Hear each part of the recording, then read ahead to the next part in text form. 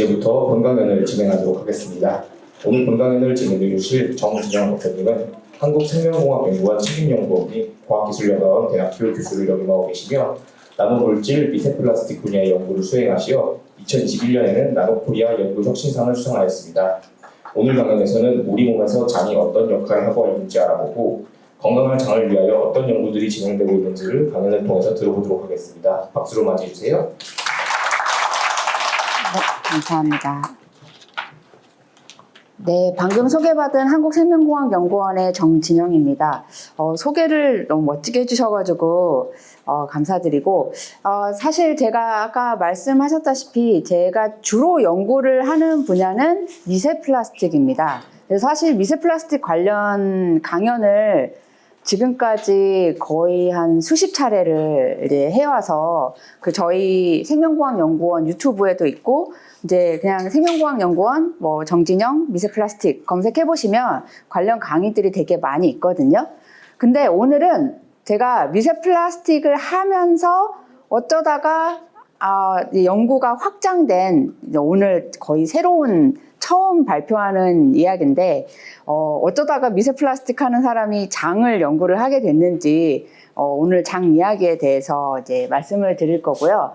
참고로 생명공학연구원은 여기 바로 과학관에서 아주 가까운 곳에 있습니다. 혹시 대덕 연구단지 이제 잘 아시는 분들은 애트리도 있고 이제 카이스트도 있고 그다음에 뭐 에너지 뭐 기초 여러 가지가 있는데 저희 생명공학 분야에 저희 연구원이 있고요. 저는 그 중에서도 환경 질환 연구를 하고 있습니다. 환경 질환이라는 건 그러니까 질환을 가지고 있는데 그 원인이 환경 물질에 의한 것이 많이 있고요. 그 질환 중에서 특히 어느 기관 우리 몸속에 어디에 이제 주로 이제 발생을 하느냐에 따라서 장기별로도 연구를 하거든요. 근데 오늘은 그 장기 중에서 장 쪽에 조금 더 초점을 맞춰서 이제 말씀을 드리도록 하겠습니다. 그리고 제가 지금 이제 저희 연구원 안에는 대학원 과정도 있어서 저희 지금 교수도 함께 진행을 하고 있습니다. 장 이야기를 할 때 사실 어떻게 시작을 하면 좋을까 좀 고민을 하다가 제가 이 사진을 한번 가져와 봤습니다. 우리 어린이 여러분들도 배 아파본 적 있죠? 나 한 번도 배가 안 아파봤다 한 친구들 있어요? 네, 없을 것 같아요. 그리고 사실은 이제 어른들도 배가 아플 수 있습니다. 어렸을 때는 많이 아프고요. 어른이 되면 조금 덜 아픈데 이 사진을 보시면 뭐가 떠오르나요? 내가 배가 아플 때, 네? 엄마 손도 약손이고 사실 여기는 할머니 손은 약손이라는 노래가 있어요. 그래서 제가 유튜브를 찾아보니까 서울 우리소리 박물관 거기에 할머니 손은 약손이라는 노래가 끊임없이 나오는데 이렇게 듣고 있으면 정말 배가 저절로 나아질 것 같은 그런 노래였습니다. 사실 우리 어렸을 때는 또 할머니가 배가 아프면 이렇게 쓰다듬어 주시면 낫는 것 같기도 하고 그런 게 있었거든요. 근데 엄마들도 이렇게 배를 쓰다듬어 주시죠. 오늘의 주제는 배가 아플 때 할머니나 엄마가 이렇게 배를 쓰다듬어 주면 그게 낫는 것 같은 느낌이 들죠. 그럼 왜 그럴까에 대한 오늘 강연을 다 듣고 나면 그거를 이해하실 수 있을 겁니다. 그래서 할머니 손은 어떻게 약손이 되었을까의 주제가 오늘 이야기 주제입니다. 그리고 우리 아기 배는 똥배라고 하는데 왜 똥배가 될지 그 얘기도 살짝 있어요. 네, 그래서 이 배가 아픈 게 딱 낫기를 바라는 마음으로 시작을 해보도록 하겠습니다. 여러분 여기 나와 있는 거 다 좋아하시죠? 네, 아마 지금 배가 살짝 고플 수도 있는데 우리가 즐겨 먹는 이제 음식들, 이 음식들이 우리 몸으로 몸으로 어떻게 들어가고 어떻게 우리 몸에서 이제 어떤 작용이 일어나는지를 오늘 살펴볼까 합니다. 자, 우리가 이 음식들을 이제 입으로 먹기 시작을 하죠. 그러면 우리 몸 안에서 이 음식들이 어떻게 되는지를 이제 차근차근 살펴볼 건데요. 일단 우리가 밥을 먹고 어떤 맛있는 것들을 먹었을 때 그 음식이 우리 몸에 영양분이라든가 에너지를 공급하는 과정을 바로 소화라고 합니다. 네, 그래서 음식을 잘게 부셔서 이것이 우리 몸이 흡수할 수 있게 정말 작게 만들어주고 그 흡수하고 나서 그거를 이제 에너지나 어떤 어린이들은 이제 밥이라든가 음식을 많이 먹어야 또 키도 크잖아요. 그런 과정들을 이제 대사라고 하는데 그런 대사 과정들이 일어나는 것 전체를 소화라고 하고요. 그 소화에 관련된 기관들을 바로 소화기계라고 합니다. 이게 어디서 들어본 것 같죠? 근데 이 소화기계는 사실 굉장히 많은 기관들로 이루어져 있어요. 저기 지금 사진에 나와 있는 모든 기관이 바로 소화기계입니다. 그러면 하나씩 한번 살펴보도록 하겠습니다. 음식을 우리 입으로 먹죠? 입으로 들어간 것들은 이빨이 이 커다란 덩어리들을 잘게 쪼개입니다. 이거를 물리적 작용이라고 하고요. 근데 물리적 작용만 있는 게 아니고 입 주변에는 4개의 침샘이 있고 그 침샘으로부터 이 음식물들을 분해하는 효소가 나옵니다. 그래서 같이 이게 섞이게 되고요. 그게 바로 이제 식도를 따라서 이렇게 쭉 내려가게 돼요. 그러면 이 음식물들은 이 식도를 지나서 먼저 위로 가게 됩니다. 이 위하고 지금 보시면 왼쪽과 오른쪽에 있는 이제 기관들을 좀 나눠서 구분을 할 건데요. 이 음식물들은 위, 그리고 소장, 대장을 이렇게 지나게 되는데 그 지나는 과정에서 간이나 담낭, 췌장과 같은 소화에 직접적으로 이제 작용을 하지 않지만 그 소화를 시킬 수 있는 우리 몸에 있는 효소들을 이 위나 소장, 대장에 이제 주는 역할을 하는 기관으로 나눠질 수가 있습니다. 그러면 여기 입, 식도를 제외하고요. 이 밑에 있는 기관들을 오른쪽과 왼쪽으로 나눴을 때 여기에서 이제 차이점이 있습니다. 이 왼쪽에 있는 기관들은 이 음식물이 지나는 통로입니다. 위, 소장, 대장을 지나서 그리고 지나가게 하기 위해서 이 위, 소장, 대장들은 움직인다는 특징이 있어요. 그런데 간, 담낭, 췌장 같은 경우에는 움직이지 않아요. 대신에 여기에서 그 음식물이 소화될 수 있는 효소를 이제 공급을 하는 역할이죠. 그래서 오늘 저희가 얘기할 이야기들은 이 움직이는 이 소화기계, 특히 위, 소장, 대장에 대해서 주로 얘기를 하려고 합니다. 움직인다는 개념을 또 3가지를 다 묶어서 얘기를 하면 이 3가지만 위, 장, 관이라고 이제 묶어서 이야기를 합니다. 그래서 각각의 이런 기관들은 각각의 역할이 있어요. 다 소화를 시키는 거기는 한데 소화의 과정들이 있습니다. 위는 음식물을 일단은 받아들여서 잘게 쪼개고 분해하는 역할을 하고요. 소장은 이 음식물들을 이제 쪼갠 이 영양분들을 이 몸으로 흡수를 하게 하는 역할을 하고, 그 다음에 대장은 이 영양분을 다 빠지고 난 나머지들, 이 노폐물이라고 하는데, 이 노폐물들이 지나서 이제 우리 몸에 더 이상 이제 들어갈 수 없으니 밖으로 내보내는 역할과, 그리고 또 물이 우리 몸에 되게 중요하잖아요. 그 물을 흡수하는 역할을 하고 있습니다.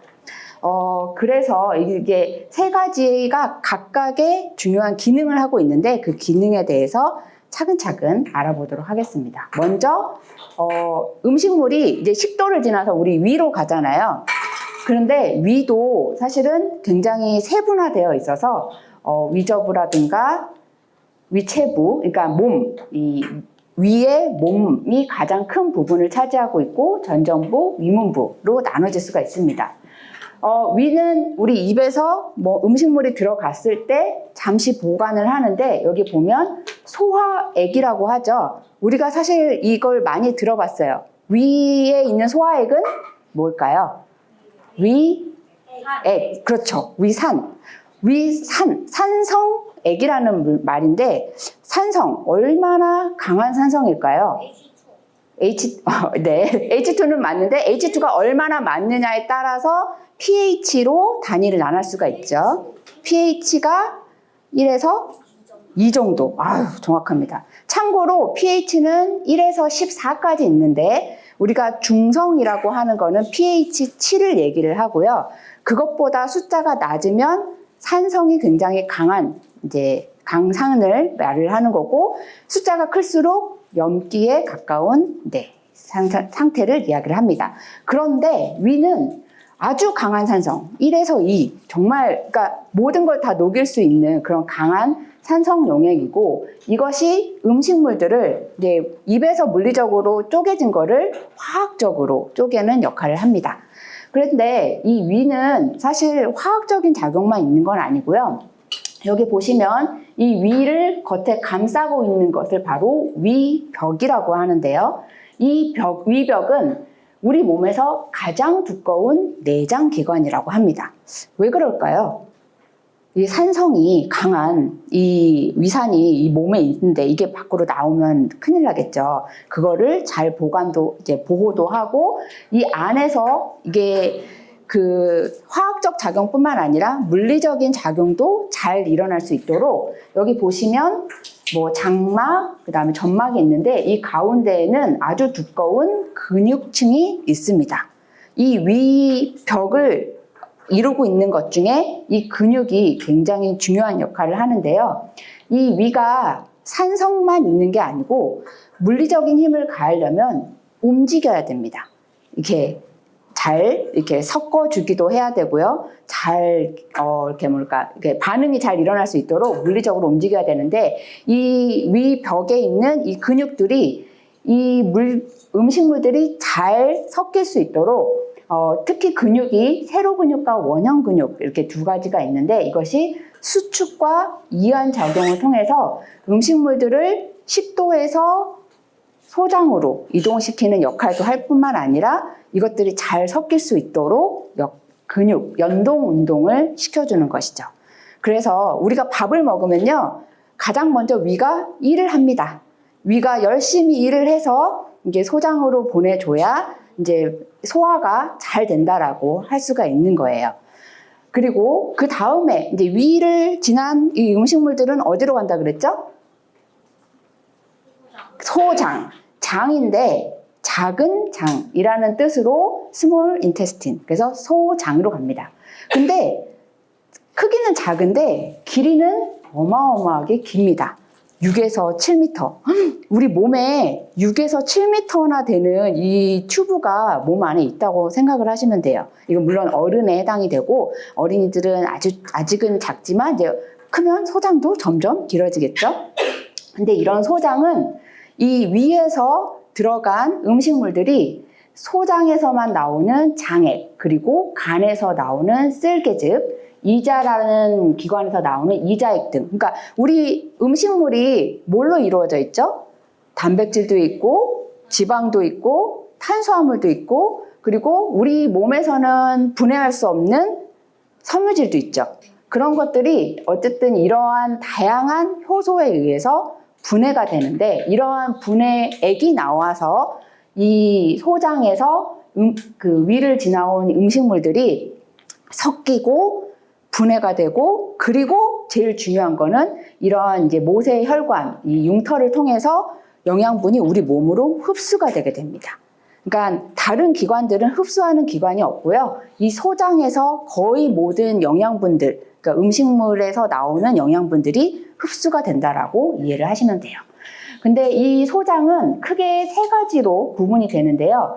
12지장 많이 들어보셨죠? 이 12지장은 위에서 소장으로 이어가는 아주 짧은 구간입니다. 그런데 이 짧은 구간이 중요한 역할을 하는 게 이러한 이제 간이나 다른 기관에서 나오는 이제 효소들이 다 섞이는 공간이거든요. 그리고 이제 이러한 융털들이 많이 있는 곳이 바로 이 공장이라고 하고요. 그리고 이런 공장을 지나서 이제 대장으로 가기 전이 아주 짧은 이 회장으로 이루어져 있습니다. 그래서 이 소장은 12지장, 공장, 회장으로 이루어져 있는데 주로 이 연동 운동을 하는 곳은 바로 이 공장이 되겠죠. 그래서 이 소장에서는 어떤 운동이 일어나는지 한번 볼까요? 크게 두 가지가 있습니다. 음식물들이 들어오면 사실 우리가 밥만 먹는 거 아니잖아요. 반찬도 먹고 국물도 먹고 간식도 먹고 또 여러 가지 먹죠. 근데 그런 것들이 다 잘 섞여야 돼요. 골고루 섞여서 우리 몸으로 들어와야 되니까요. 그런데 그 섞이는 운동이 바로 혼합 운동이라고 할 수가 있고요. 이런 것들이 잘 섞여서 골고루 우리 몸으로 영양분이 흡수되게 하는 것이죠. 근데 또 하나 중요한 운동이 이 먹었으면 이제 지나가야 되잖아요. 앞으로 보내는 운동, 그거를 바로 연동 운동이라고 합니다. 그래서 위아래로 움직이기도 하고요. 옆으로도 움직여서 이 소장이 위에서 지나온 음식물들을 흡수도 하고 나머지 부분들을 대장으로 보내는 역할을 하는 것이죠. 그래서 위 소장을 지나서 그 다음 어디로 간다 그랬죠? 마지막으로 대장을 지나게 됩니다. 그러면 우리가 먹었던 음식물들을 위하고 소장에서 다 이렇게 분해되고 흡수되면 대장은 뭐 하는 게 없지 않을까요? 라고 생각할 수가 있는데 사실 대장도 굉장히 중요한 기관입니다. 참고로 대장은 소장에 비해서 크기는 큰데 길이는 짧습니다. 그래서 약 한 1.5m 정도라고 하고요. 이 대장에는 소화 효소가 없습니다. 이 말은 즉슨 음식물이 더 이상 분해가 되지 않고 흡수도 되지 않는다는 걸 이야기를 할 수가 있습니다. 그러니까 영양분은 흡수를 하지 않는데 중요한 거, 이 물이 흡수가 됩니다. 우리 몸은 70%의 물로 이루어져 있다고 하잖아요. 근데 이 물이 가장 많이 흡수되는 곳, 바로 대장이라고 할 수가 있습니다. 그리고 또 하나, 이 대장이 중요한 역할이 뭐냐면요. 여러분, 장내 미생물 들어보셨죠? 마이크로바이옴. 우리 몸속에는요, 아주 많은 미생물들이 우리 몸속에 같이 살고 있고요. 이 미생물 중에는 좋은 미생물들도 있고, 있으면 안 되는, 그러니까 평소에는 이렇게 많지 않아서 그런 영향을 미치진 않지만 어쨌든 많아지면 크게 좀 아플 수 있는 미생물들도 있습니다. 어쨌든 그걸 다 합쳐서 장내 미생물이라고 하는데 위, 소장, 대장 중에 이 장내 미생물이 가장 많은 곳이 바로 대장입니다. 거의 장내 미생물의 95%가 이 대장에 있고요. 그러니까 이 대장에 장내 미생물이 만약에 문제가 생겼다. 그러면 이제 대장에 관련된 질병이 생길 수가 있는 것이죠. 자, 예를 들어서 이 대장균도 이 미생물 중에 하나인데요. 이 대장균도 이 대장에 있으면서 사실 대장균과 대장은 좀 다른 개념이긴 하지만 어쨌든 이런 것들이 사실 어떤 역할을 하냐면 우리가 아까 음식물이 단백질, 지방, 탄수화물로 이루어져 있다라고 말씀을 드렸고 우리 몸은 이런 것들을 다 분해하는 효소가 있어요. 근데 분해가 안 되는 물질도 있습니다. 바로 식이섬유죠. 식이섬유는 우리 몸에서 분해할 수 있는 효소가 없어요. 근데 우리가 식이섬유를 먹으면 어쨌든 그것도 분해가 되긴 하잖아요. 그 분해를 해주는 애들이 바로 장내 미생물입니다. 식이섬유를 분해하는 그 균들이 내는 효소들이 있거든요. 그런 것들이 이 대장에 있으면서 우리가 식이섬유를 먹고 거기에서 일부 부분을 영양분을 흡수를 할 수 있게 그 장내 미생물들이 도와주는 거죠. 그런데 그런 애들 중에 이게 좀 안 좋은 애들이 있으면 분해를 하긴 하는데 이 분해하면서 이렇게 가스가 발생이 되고 이 가스를 뭐라고 하죠? 그렇죠. 방귀라고 하죠. 그래서 이 건강한 균을 가지고 있으면 뭐 가스가 좀 덜 나오기도 하고요. 이제 냄새도 별로 고약하지 않을 겁니다. 어쨌든 이 대장은 장내 미생물이 가장 많이 위치하고 있는 아주 중요한 기관이라고 말씀을 드릴 수 있고요. 아까 소장이 12지장, 공장, 회장으로 이루어진 것처럼 이 대장도 12지장과 회장과 연결되어 있는 맹장, 그리고 결장. 이 결장이 방향에 따라서 세 가지로 나눌 수가 있는데요. 이 대장은 크게 위로 갔다, 옆으로 갔다, 아래로 갑니다. 그래서 상행 결장, 횡행 결장, 하행 결장으로 나눠질 수가 있고요. 이것들은 사실 음식물, 그러니까 남은 찌꺼기들이 지나는 이 길목이라고 할 수가 있고, 그리고 마지막으로 이제 음식물이 다 분해되고 영양분 흡수되고 나머지가 이제 나가는 곳이 바로 직장입니다. 네. 이 직장에 나가는 게 뭔지는 이제 여러분 다 아시겠죠? 네, 말씀드리진 않겠습니다. 네. 그런데 여기에 중요한 개념이 하나가 있습니다. 사실 밝혀진 거는 얼마 되지 않았어요. 근데 우리가 이미 알고 있는 내용들이에요. 여러분, 혹시 배가 아픈데 머리가 아파본 적 있을까요? 그렇죠? 그리고 내가 무슨 고민이 있어요. 그래서 머리가 좀 아파. 근데 머리만 아픈 줄 알았더니 배도 조금 아파요. 그런 적 있잖아요.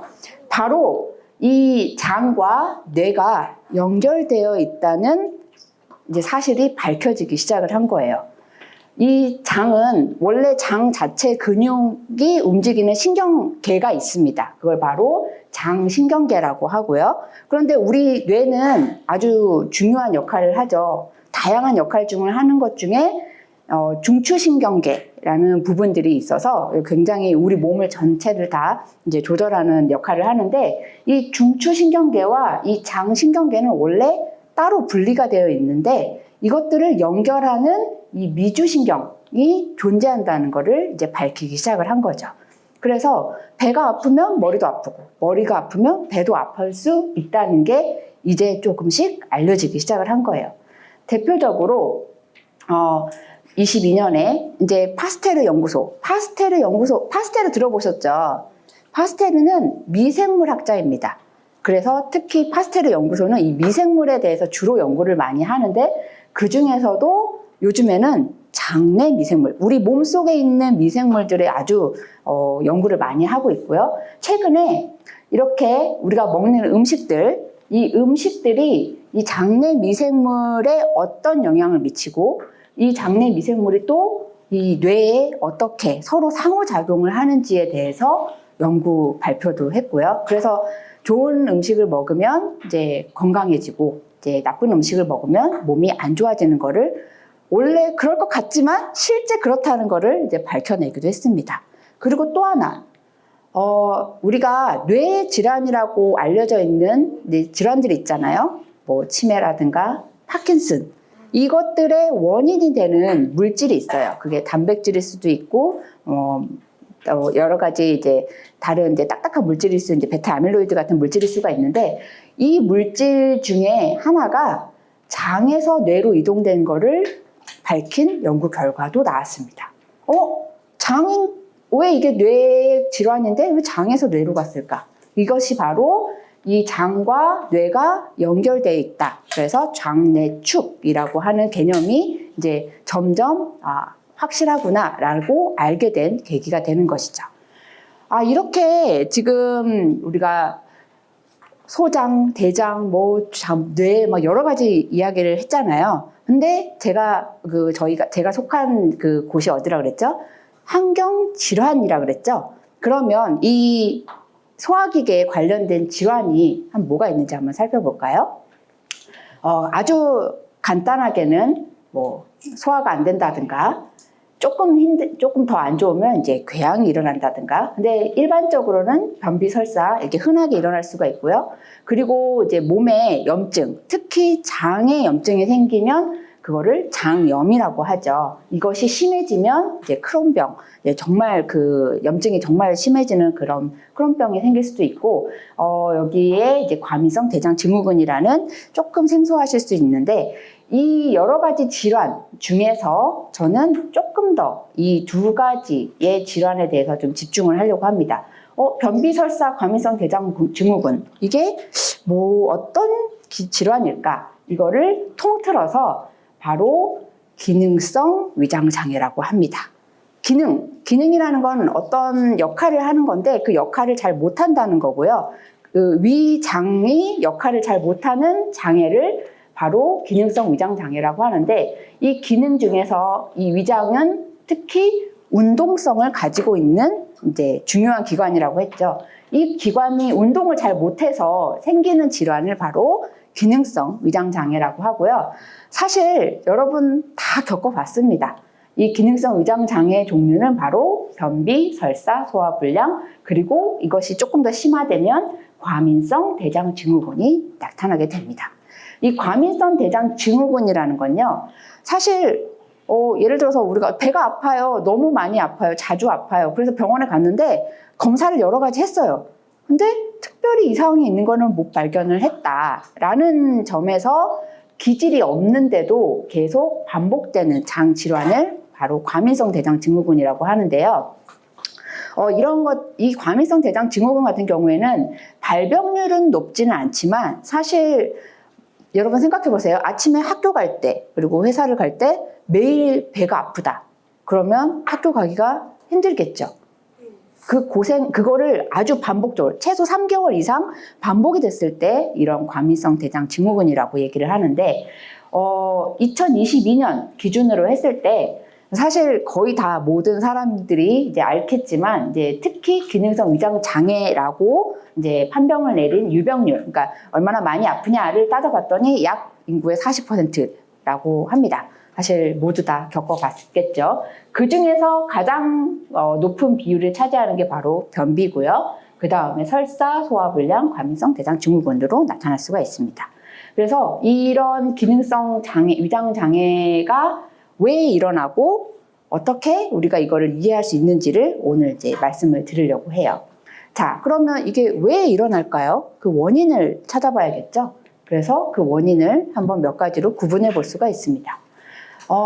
사실 이게 염증이라든가 이런 게 생기지 않은 상태에서 이런 기능성 위장 장애가 생긴다는 거는 사실은 이제 잘못된 식습관이라든가, 그리고 아까 뇌하고 장이 연결됐다 그랬죠? 스트레스로 인해서도 발생이 될 수가 있고요. 사실 이런 이제 원래 기저질환이라고 하는 질환에 의해서도 나타날 수가 있고, 최근에 알려지기 시작했는데 사실 우리가 먹는 약 중에는요, 부작용이 있습니다. 그런데 그 부작용 중에 가장 많이 나타나는 부작용 중에 하나가 변비입니다. 그러니까 장이 잘 원활하게 운동을 하지 못해요. 그래서 혹시 병원에 어떤 처방을 받게 되면 그 소화 관련된 약을 같이 주세요. 나는 머리가 아파서 갔는데 소화 약도 같이 주시는 경우가 있어요. 그 이유가 그 원래 가지고 있는 약이 사실은 그 소화 기능을 잘 이렇게 원활하게 하지 못하기 때문에 그걸 돕는 약을 하나를 같이 처방을 하는 것이죠.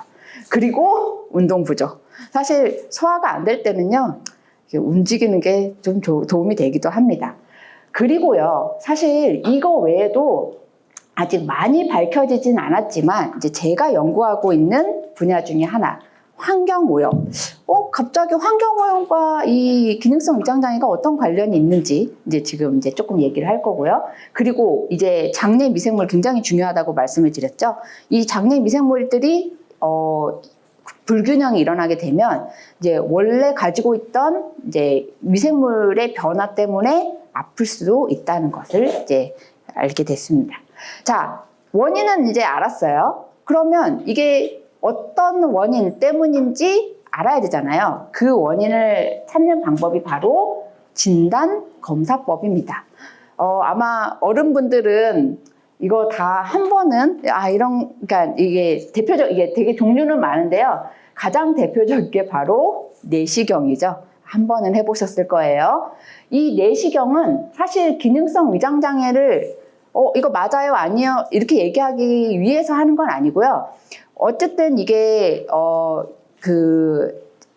위라든가 뭐 장에 특별한 어떤 이상이 있는지 없는지를 먼저 파악을 하기 위해서 내시경 검사를 합니다. 여기서 만약에 문제가 없다 그러면 그 다른 문제를 찾기 위해서 하는 것이죠. 그래서 이런 진단 검사가 중요한 이유는 내가 왜 아픈지, 어디가 아픈지를 정확하게 파악을 하고 그 부분을 이제 해결하기 위해서, 치료법을 설정하기 위해서, 그리고 그 치료를 했을 때 이게 정말 잘 치료가 됐는지를 확인하기 위해서 하는데, 예를 들어서 여러분 밥을 먹고 이제 배가 아팠는데 이게 식도에 예를 들어서 위의 문제인지 소장의 문제인지, 원래 소장의 문제인데 위염약을 줬다 그러면은 배가 잘 안 낫겠죠. 그런 부분들 때문에 이 검사가 굉장히 중요한 거고요. 근데 문제는 이런 검사법들이 여러분 내시경을 해보시면 아시겠지만 사실 굉장히 불편합니다. 네, 뭐 수면 마취를 해야 될 수도 있고요. 마취를 하지 않으면 더 고통스럽기도 하고요. 그리고 시간도 많이 걸리고, 그리고 또 여러 가지 이제 뭐 병원도 가서 누워 있어야 되고 막 이런 것들이 좀 복잡하죠. 그래서 이런 부분들을 좀 어떻게 하면 좀 쉽게, 그러니까 원인을 파악할 수 있는 방법들, 기술들이 있을까? 그거를 연구하는 게 바로 저의 역할이라고 할 수가 있습니다. 기능성 위장 장애가 사실 정확한 진단법은 별로 없는데 유일하게 조금 참고할 만한 진단법이 있습니다. 아마 거의 하지는 않지만 정말 심한 분들, 예를 들어서 특히 이 변비가, 이거를 다른 말로 대장 무력증이라고 하는데요. 혹시 변비 걸려보신 분들은 아시겠지만 이게 진짜 말 못할 고통 속에 네, 잠시라도 걸려보신 분들은 아마 아실 거예요. 특히 이게 대장에서 변이 만들어지고 나가는데 시간이 굉장히 오래 걸리거든요. 근데 이것들이 더 원활하지 못하면 오랫동안 이게 대장에 머물러 있고 이런 것들이 또 썩어가면 그 안 좋은 가스들이나 이런 것들이 발생이 됩니다. 어쨌든 이게 정확하게 좀 원인 파악을 하기 위해서 대장 통과 시간 검사라는 것이 있습니다. 예, 저도 뭐 본 적은 없지만 이제 이런 게 있다는 거를 이번에 알게 됐고요. 근데 어떻게 하냐? 사실 우리는 봐야 알 수 있잖아요. 이걸 보기 위해서 이제 조영제를 이제 대장 쪽에 이렇게 넣어서 이것들을 이제 시간에 따라서 이게 움직이는 거를 이제 엑스레이라든가 뭐 CT라든가 이런 것들을 활용을 하는데 이게 실제 그 촬영 사진이라고 합니다.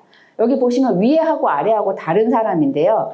여기 보면은 4일, 7일이라고 나와 있어요. 이걸 먹고 4일째 찍은 거랑 7일째 찍은 건데 지금 보면은 이게 이 배에 이게 흩어져 있죠. 이게 굉장히 좀 잘 원활하게 이게 이동이 안 되는 것처럼 보입니다. 그런데 이 밑에 거는 바로 이제 7일 뒤, 그러니까 3일 뒤에 거의 이제 나갈 준비를 하고 있는 것처럼 보이죠. 그러니까 이렇게 이 대장이 잘 움직이고 있는지 아닌지를 얘네들이 시간이 지나고 어디에 있는지를 파악을 하면서 확인을 할 수가 있는 거죠. 그래서 근데 이것도 말씀드렸다시피 시간도 걸리고 촬영도 해야 되고 또 이것도 그 조영제도 먹어야 되고 뭐 이런 불편함이 있습니다. 사람은 이런데요. 사실 이거는 이제 그 사람 한 명 한 명을 이제 다 측정을 해야 되는 거고 우리가 먹는 뭐 위장약이라든가 이런 것들은 어쨌든 동물 실험을 통해서 이게 어떻게 효과가 있는지를 확인을 해야 되잖아요. 그런 동물 실험 같은 경우에는 이런 방법을 쓰기도 합니다. 보통 동물 실험이라고 하면 우리가 포유를 생각을 하는데 그 중에서도 쥐나 이제 조금 더 크면은 rat를 쓰기도 하고 그 다음에 조금 더 큰 동물이 있는데 그건 바로 뒤에 보여드릴게요. 약간 이게 그림이 잘 보이질 않는데 여기 쥐가 있습니다. 이 쥐에서요 대장을 뗍니다. 대장을 떼고 거기에 이 조영제 대신에 이제 빛을 낼 수 있는 어떤 이제 기구를 달아서 여기 보면 이 밑에가 시간입니다. 이 시간에 따라서 얘네들이 어떻게 이동을 하는지를 이제 촬영을 하는 것이죠. 그래서 이런 방법도 있고, 근데 쥐는 좀 작아요. 그래서 조금 더 큰 동물, 이제 기니피그 같은 동물은 조금 더 장이 더 큰데요. 그 기니피그의 장을 떼서 이제 전해질이 있는 용액에다 담그고요. 양 끝에 정기적 자극을 주면 이 대장 안에 있는 음식물들이 이동을 하는 거를 직접 관찰을 할 수가 있습니다. 네. 동물 실험이 좀 그런 면이 있어요. 사실은 이제 동물도 희생을 해야 되고, 저거 장 움직이는 걸 보려면은 이 배도 갈라야 되고, 이런 게 참 안타깝죠. 그렇기 때문에 요즘에는 이 동물 실험을 가능한 한 안 하려고 하고 있고요. 그 안 하는 방법 중에 하나가 이 동물 대체 실험법들이라고 하는데, 이게 조금 애매하기는 하는데, 제가 주로 연구하고 있는 이 지브라피쉬도 사실 저는 이 지브라피쉬를 거의 알에서 깨어난 지 7일 이내에서 연구를 하는데 유럽 기준으로 따지면 5일 이내는 동물이라고 치지 않습니다. 그래서 동물 대체라고 얘기를 할 수가 있고요. 뭐 한국이나 미국은 조금 더 다른 기준을 가지고 있는데 어쨌든 이 성체가 아닌 저희는 이제 배아, 알, 치어, 그러니까 어린 그러니까 뭐랄까 아직 그 완성되지 않은 그런 이제 개체를 주로 가지고 연구를 하는데 이 지브라피시 조금 생소하시죠, 여러분? 근데 구피는 들어보셨죠? 구피. 네, 더 작은 아이들인데 비슷합니다. 대신에 이 지브라피시는 유전자가 다 알려져 있어요. 이 물고기의 유전자가 사실 우리 사람 유전자의 한 70% 가까이 비슷하거든요. 그래서 우리 몸에 있는 유전병을 연구를 할 때 이 지브라피시를 사용을 하기도 하고요. 또 하나 중요한 거. 이 지브라피시가 알에서 이런 치어 상태일 때는 굉장히 투명하고요. 또 한 번에 알을 많이 낳습니다. 그래서 우리가 어떤 실험을 할 때 굉장히 도움이 많이 되는데 여기 아주 그냥 간단하게만 말씀을 드리면 그리고 물고기는 폐를 제외하고 우리가 사람이 가지고 있는 거의 모든 기관, 예를 들어서 심장, 간, 신장, 뭐 뇌, 여러 가지 기관들이 같이 있기 때문에 그것들, 그러니까 사람에서 연구하고 싶은 기관들을 연구할 때 굉장히 유용한 실험 동물로 이제 사용을 하고 있습니다. 특히 이제 우리는 지금 장을 배우고 있잖아요. 포유류, 특히 이제 사람을 포함해서 포유류 같은 경우에는 위, 십이지장, 뭐 공장, 회장을 포함한 소장과 대장으로 이루어져 있다고 말씀을 드렸는데 물고기 장도 사실은 비슷하게 가지고 있습니다. 이제 뭐 정확하게 뭐 위라고 얘기는 할 수는 없지만 소장과 이제 대장의 역할을 하고 있는 기능들을 가지고 있고요. 이 비슷한 이 장을 가지고 지금 장 운동 연구를 저희가 수행을 하고 있는 것이죠. 자, 실제 모습을 한번 볼까요? 이거는 지금 태어난 지 5일 된 지브라피시 치어입니다. 자, 근데 크기를 한번 보세요. 여기 보면 3mm라고 되어 있죠. 그리고 여기 위에 높이는 약 한 1ml 이하입니다. 이게 사실 여러분 3mm가 도대체 어느 정도 크기일까라고 궁금해 하실 수 있는데요. 여러분 알 하나를 보시면 그 쌀알 크기가 이 정도 됩니다. 네, 그만큼 작은, 그러니까 알에서 깨어나서 처음에는 되게 작고요. 이제 이게 얘네들이 3개월 되면 이제 좀 이제 한 3cm 정도 큽니다. 그래서 이제 큰 애들도 있는데 어쨌든 저희는 지금 이렇게 태어난 지 5일째 되는 왜냐하면 이 5일이 되면요 여기 장이 거의 다 생성이 돼요.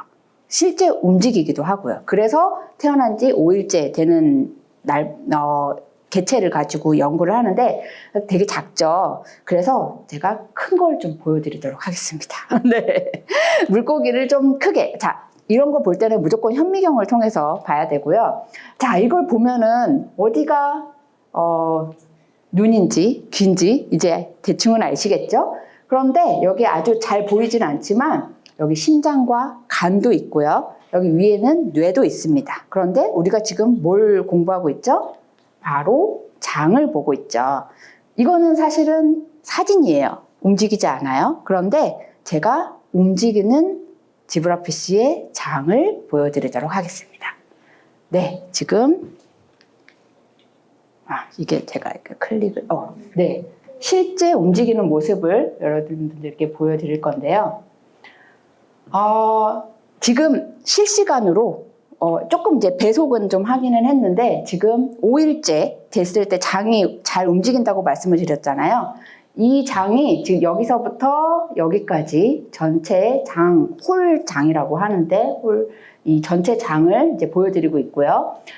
이 장, 우리가 소화기계가 위, 소장, 대장으로 나눠진 것처럼 이 지브라피시도 이 기관 역할과 기능에 따라서 이렇게 세 부위로 나눌 수가 있고 각각의 이 부위들이 장 운동을 하고 있는데 이 부위에 따라서 이 장 운동의 방향이 조금 다릅니다. 여기 같은 경우에는요, 주로 이쪽을 완전히 갔다가 다시 오기도 하고요. 여기는 앞으로 주로 많이 가고요. 여기는 끝에는 가다가 조금 멈췄다, 갔다가 멈췄다. 그래서 이제 내보내기 위해서 아주 열심히 운동을 하고 있죠.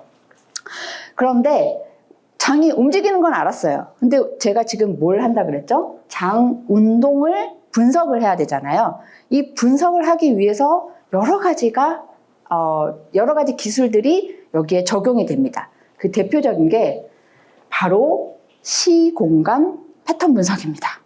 갑자기 장 하다가 왜 시공간이 나왔지? 라고 생각을 하실 수 있는데, 이 시공간 패턴 분석에 대해서 아주 간단하게만 말씀을 드리면, 시간과 공간 데이터를 가지고 우리가 원하는 대상을 연구를 하는데 이제 활용을 하는 것이죠.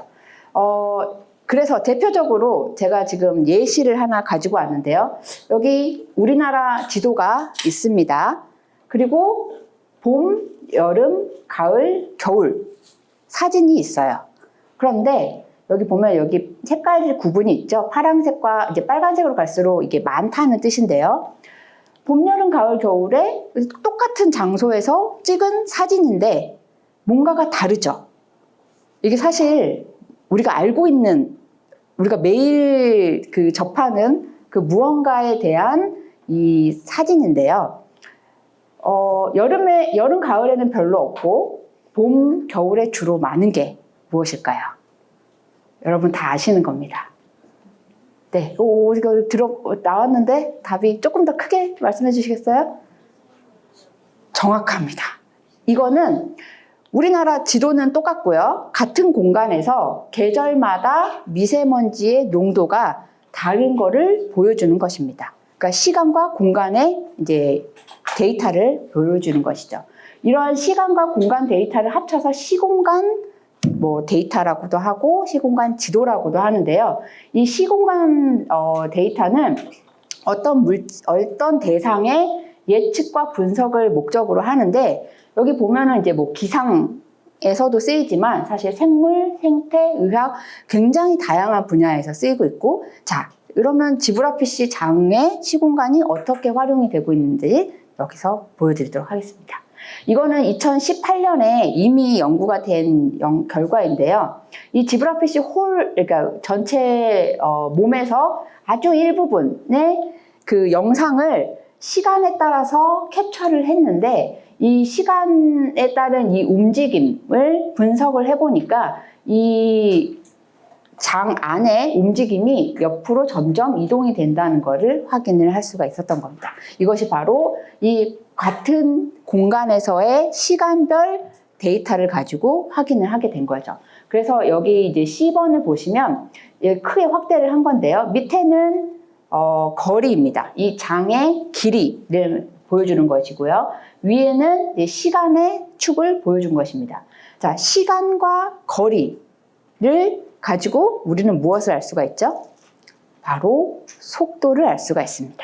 그래서 여기 보면은 이 속도를 계산을 해서 이제 색깔로 표시를 했는데, 이제 속도가 빠를수록 약간 노란색을 띠고 있죠.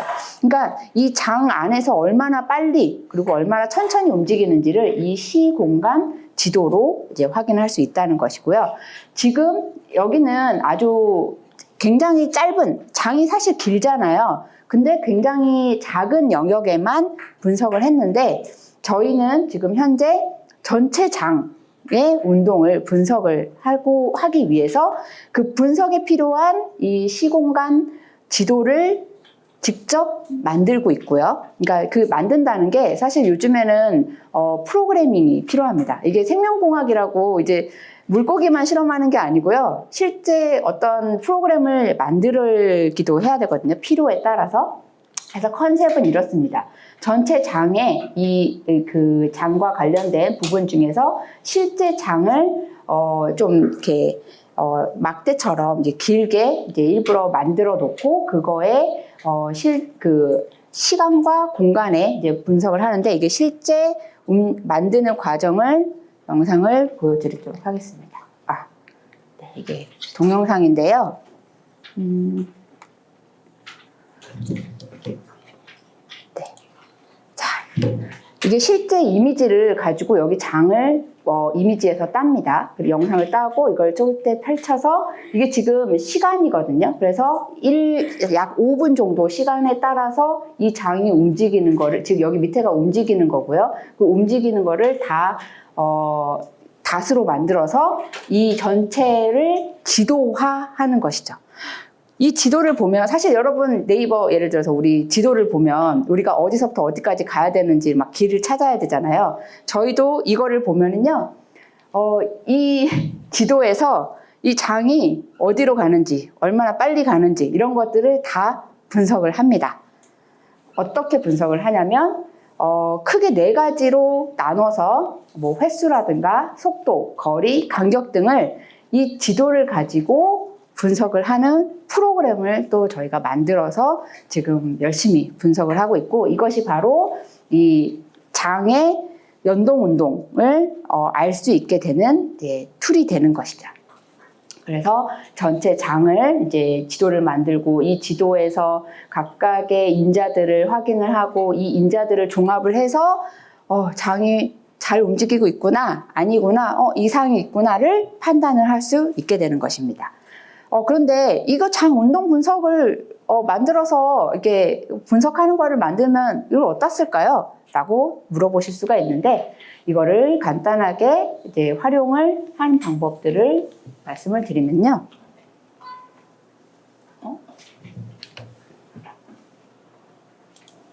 네. 사실 여러 가지 활용을 할 수가 있습니다. 우리가 원인이라고는 하지만 그 원인이 굉장히 다양할 수가 있잖아요. 그 다양한 원인을 확인하는데 이 장 운동 분석 프로그램을 기술을 활용할 수가 있는데, 예를 들어서 뭐 미생물이 바뀌었다거나 아니면은 스트레스를 받아도 이게 장이 잘 안 움직일 수가 있는데, 어떤 스트레스, 예를 들어서 온도 변화, 뭐 여러 가지 이제 사실은 그 변화에 따라서 우리가 얼마나 이 장이 민감하게 반응을 할 수 있는지도 알 수가 있고요. 그리고 아까 말씀드린 환경 인자, 사실 우리가 많은 화학물질에 노출이 되어 있기도 하고요. 그리고 제 연구 주제 중에 하나인 미세 플라스틱이 사실 이 장에 어떻게 영향을 미치는지 아직 잘 모릅니다. 이제 알아봐야 되는 것이죠. 그래서 이걸 알아보기 위해서 하다 보니까 장 연구를 하게 된 것이에요. 그리고 아까 약물 부작용 말씀을 드렸는데, 이게 사실 있다라는 건 아는데 어떤 약이 얼마나 부작용이 있는지를 아직 모릅니다. 그리고 사람마다 다르기 때문에 실제 나는 너무 괴로운데 어떤 사람은 또 괜찮기도 하고, 그런 것들을 좀 더 정밀하게 분석하기 위해서 이런 장 운동 분석 프로그램을 활용할 수가 있고요. 그리고 장에 어떤 나쁜 영향을 미치는 어떤 것들이 있다면 그 장 영향을 미치는 것들의 평가에 이 장 운동 분석도 활용을 할 수가 있겠죠. 사실 이제 거의 시간이 돼서 제가 마무리를 짓자면요. 오늘 장에 대해서 배우셨고, 장 운동에 대해서도 배우셨고, 또 지브라 PC를 이용해서 이 장 운동 분석을 하는 기술을 지금 개발하고 있다는 것을 여러분 이제 오늘 알게 되셨습니다. 사실 굉장히 다양한 기술들이 들어가 있는데요. 물고기도 알아야 되죠. 그다음에 이제 뇌와 관련된 이제 인자들도 알아야 되고요. 그리고 사실 이걸 분석하는 프로그램도 만들고 있어서 오늘은 뭐 자세하게 얘기는 하지 않겠지만, 이런 것들이 다 같이 이 하나의 주제를 연구를 하는데 활용이 되고 있고, 이걸 바로 융합 생명공학이라고 할 수가 있습니다. 그래서 실제로 저는 컴퓨터 사이언스 하시는 분하고도 같이 일을 하고 있고요. 그다음에 브레인, 뇌를 하시는 분하고도 같이 일을 하고 있습니다. 이렇게 하나만 안다고 되는 게 아니고요. 다른 연구자들하고 대화도 많이 나누고 서로 이제 서로의 분야를 이해하기 위해서 굉장히 노력을 많이 해야 되는데, 그게 바로 융합 연구의 가장 기본이라고 할 수가 있습니다. 그리고 마지막으로, 자, 오늘 첫 번째 주제가 뭐였죠? 할머니 손은 약손이었죠. 자, 왜 할머니 손은 약손이 되었을까요? 네? 이제 그거에 대한 답을 여러분 하실 수 있습니다. 자, 할머니가 우리 배 아플 때 손자들 배를 이렇게 쓰다듬어 주잖아요. 이 쓰다듬어 주는 게 이 장이 잘 움직일 수 있도록 자극을 시켜주는 겁니다. 이렇게 사실 이게 어떤 뭐 염증이나 이런 것 때문에 그 기능성 위장장애가 생기는 게 아니라 정말 장이 운동을 잘 안 해서 생기는 거잖아요. 그 운동을 잘 하기 위해서 마사지를 해주는 거죠. 그리고 따뜻한 손으로 해주는 게 사실 우리 몸 체온과 비슷하게 해주는 게 사실 어떠한 약보다 굉장히 효과가 있다는 거를 우리 어른들은 이미 알고 계시지 않았나 싶습니다. 오늘 제가 이 장 운동과 그 다음에 이 장과 관련된 건강 이야기들을 여러분께 말씀을 드렸고요. 궁금한 거 있으면 얼마든지 질문해 주시기 바랍니다. 네, 감사합니다. 다른자분께 질문 있으신 분들은 손들고 질문 부탁드릴게요. 네, 제가 아까 처음에 봤는데 쓸개즙 있었잖아요. 네. 근데 제가 기억하기로 사자성어는 쓸개즙을 먹고 뱉친다는 게 있는데 이거 먹는 쓸개즙이라는 게 다른 건가요? 자, 쓸개즙을 먹었다. 그 쓸개즙을 먹으면 어디로 가죠? 그게 작은 건가요? 아니죠. 위로 가죠. 그럼 위에 뭐가 있다 그랬죠? 위에 위액이 있죠. 그 위액은 산이죠. 근데 음식물은 위 산을 지나서 그 다음에 쓸개즙을 만나요. 근데 쓸개즙을 먹으면 위를 만나죠. 그럼 그 위에 있는 산이 이 쓸개즙을 또 분해를 하겠죠. 그러면 효과가 있을까요? 없을까요? 없을 것 같죠. 쓸개즙은 온전한 상태로 있어야 쓸개즙 역할을 할 수가 있는데 위산을 만나버리면 이게 소장해서의 역할을 하기 전에 문제가 생기지 않을까 생각이 듭니다. 네, 굉장히 머리를 열심히 굴렸습니다. 네. 네, 그래서 먹는 게 사실 굉장히 중요한 게요. 이 먹는 게 우리 몸에 다 흡수가 되는 건 아니에요. 흡수가 잘 되게 하기 위해서 좋은 음식, 그러니까 예를 들어서 야채라든가 그러니까 단당보다는 조금 잘 이렇게 분해가 잘 될 수 있는 것들 그런 거. 그러니까 너무 잘 되면 안 되고 또 빨리 분해가 되는 것도 별로 좋지는 않거든요. 네, 어떻게 잘 이해가 되셨을까요? 네, 사실 어른분들한테도 아주 유용한 저도 공부하면서 많이 배웠거든요. 네, 저는 참고로 제 전공을 말씀을 드리면 저는 화학공학을 전공했습니다. 특히 저는 나노 물질을 직접 만들고 그걸 분석하는 일이 제 전공이거든요. 근데 이거를 어디다 쓰냐? 사실 저는 생명공학연구원에 있기 때문에 바이오 응용 연구를 합니다. 그 바이오 응용이라면 센서라든가 이미징에 주로 연구를 하는데 저는 좀 더 확장을 시켜서 이 나노 물질이 우리 몸에 어떤 영향을 미칠까에 대해서 굉장히 궁금했고 그걸 연구를 하기 위해서 지브라피쉬를 이용을 하게 된 거예요. 왜냐하면 저는 쥐가 무섭거든요. 네, 쥐는 손을 못 대겠어요. 근데 물고기는 작잖아요. 손은 못 대지만 볼 수가 있습니다. 그래서 이걸 보면서 어떤 물질이 들어갔을 때 이 장에 사실 오늘 제가 미세 플라스틱 얘기는 거의 하지 않았지만 이 미세 플라스틱이 물고기 장에서 움직이는 걸 다 보거든요. 그래서 얼마나 있는지, 얼마나 이동을 하는지, 빨리 이동을 하는지, 천천히 이동을 하는지 이런 걸 다 보고 있는 것이죠. 사실 이런 거, 그러니까 연구는 사실 꼬리에 꼬리를 무는 것처럼 하나에 머무르지 않고 지금 새로운 연구 분야가 계속 만들어지는 것처럼 지금 저도 계속 다른 분야와 함께 그리고 확장을 해서 연구를 하고 있는 것입니다. 네. 그 기니피그 장을 떼서 네. 그 장이 운동하는 건 그런데 네. 장을 떼면 기니피그가 죽어버리니까 장이 운동을 제대로 할 수 없는 거 아닌가요? 정확합니다. 그러니까 그 실험은 아주 단순한 실험이에요. 그러니까 단지 전기 자극에 의해서 장이 아주 잠깐 움직이는 거를 빨리 보기 위해서 그 연구를 하는데 바로 한계가 많이 있겠죠. 그러니까 볼 수 있는 게 많지 않으니까 그 부분을 대체하기 위해서 살아있는, 그러니까 장을 떼지 않고 직접 볼 수 있는 지브라피쉬를 이용을 하자는 게 저의 연구 주제이고요. 그래서 실제 지금 여기 움직이는 지브라피쉬는 다 살아있는 상태입니다. 잠깐 마취를 한 거예요. 우리 수면 내시경 할 때 사실 우리는 기억을 못하지만 우리 몸은 다 움직이잖아요. 그런 것처럼 지브라피쉬도 살아있는데 왜냐하면 지브라피쉬가 굉장히 빨리 움직이거든요. 그러니까 가만히 있어야지 우리가 자세히 볼 텐데 잠깐 마취를 시켜놓고 그 장 운동을 보는 것이죠. 그러니까 기니피그는 죽어있는 장을 뗀 거지만 우리는 살아있는 장을 보고 있다라고 이해를 하시면 됩니다. 네. 네, 또 질문 있으실까요? 네. 혹시 어른들 뭐 혹시 궁금하신 거 저도 잘 모르지만 참고로 말씀드렸어요. 저는 이제 화학공학을 전공했지만 생명공학연구원에 있으면요 정말 다양한 연구를 하시기 때문에 많이 배우게 됩니다. 그리고 연구가 같이 연결이 돼서 장과 뇌가 연결된 것처럼 저처럼 이제 화학하는 사람도 이제 생물 하시는 분하고도 연결을 해서 이제 연구를 하는 것이죠. 네. 네. 장의 운동 다양이 있잖아요. 네. 그러면 그래서 손을 쓰다듬어줘서 장을 자극하는 거잖아요. 네네. 그러면 할머니가 왼손잡이였을 경우 효과가 떨어지지 않았을까라는 생각이 들었거든요. 아주 중요한 얘기를 하셨는데요. 아까 자, 그 소화 사실 다 각자의 기능이 있지만 자, 대장만 얘기를 하면은요. 대장이 이렇게 이동을 합니다. 여러분.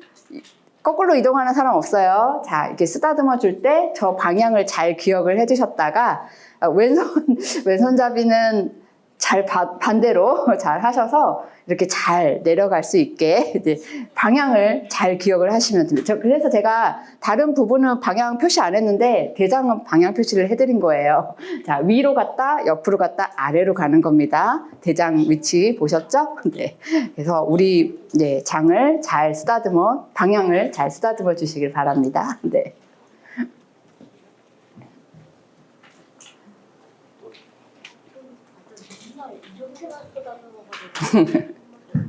더 질문 없으실까요? 네, 없으시면은 내려가서 개별적으로 또 질문하실 거 있으시면은 개별적으로 질문 부탁드리겠습니다. 네, 오늘 강연은 이것으로 마치도록 하겠습니다. 네, 감사합니다.